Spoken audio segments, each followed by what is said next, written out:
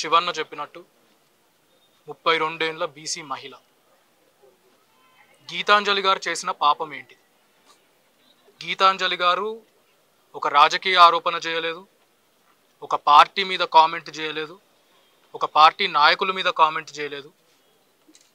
ఇళ్ళ పట్టా శివన్న చేతి మీద అందుకొని ఆ ఆనందంలో వాళ్ళ ఇంటికొచ్చే స్కీమ్స్ గురించి, లబ్ధుల గురించి, బెనిఫిట్స్ గురించి ఆమె మాట్లాడారు. సంతోషంగా మాట్లాడారు, ఎంతూజియాస్టిక్గా మాట్లాడారు, తెలుగులో ఇంగ్లీష్లో చాలా చక్కగా మాట్లాడారు. దాన్ని అందరూ వైరల్ చేశారు, పోస్ట్ చేశారు. మీలో ఎంతమంది దాని కింద వచ్చిన కామెంట్స్ కానివ్వండి, ఆమె మీద జరిగిన ట్రోలింగ్ కానివ్వండి చూసారో లేదో నాకు తెలియదు. దాన్ని ట్రోలింగ్ అనరు, టెర్రరిజం అంటారు.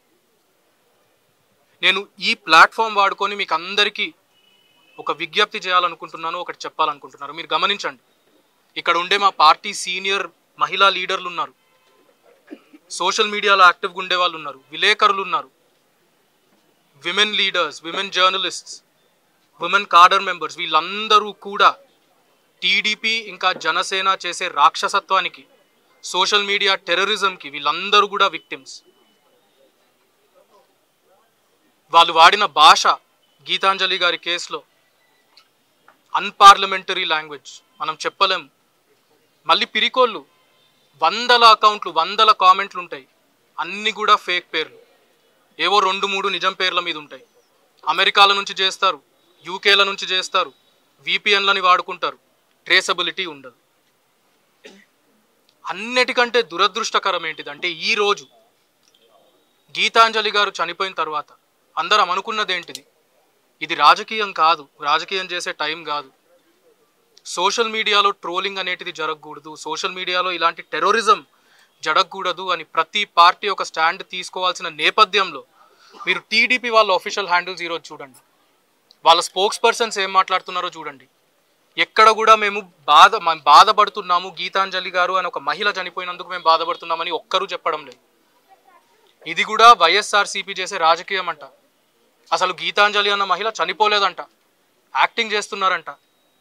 యాక్సిడెంట్ కేసుని మనం సూసైడ్ అని చెప్తున్నామంట.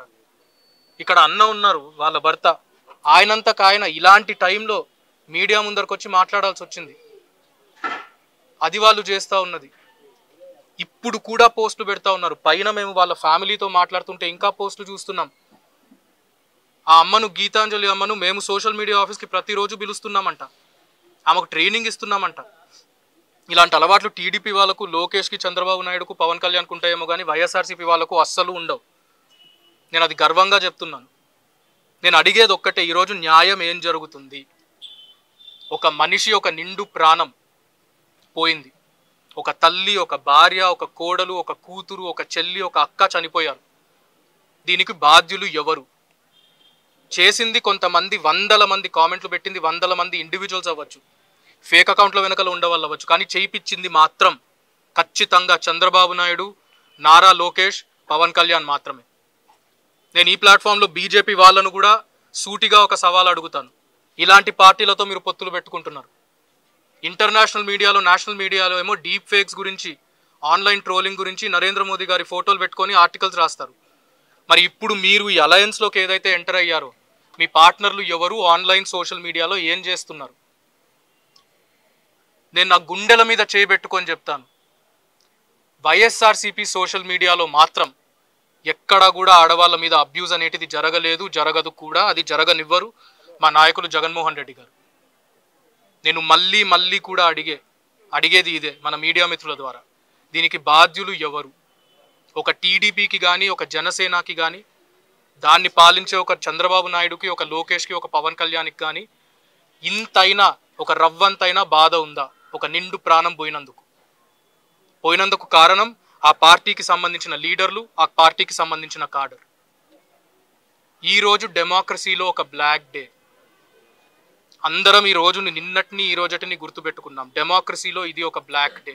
ఫ్రీడమ్ ఆఫ్ స్పీచ్ అనే ఒక బేసిక్ ఫండమెంటల్ రైట్ని ఒక ఆడ మనిషి ఉపయోగించుకొని ఆమె ఒపీనియన్ని ఎక్స్ప్రెస్ చేస్తే దాన్ని పట్టుకొని దీని వరకు తీసుకొచ్చారు. Today is a black day. ఇది అందరం కూడా గుర్తుపెట్టుకున్నాం.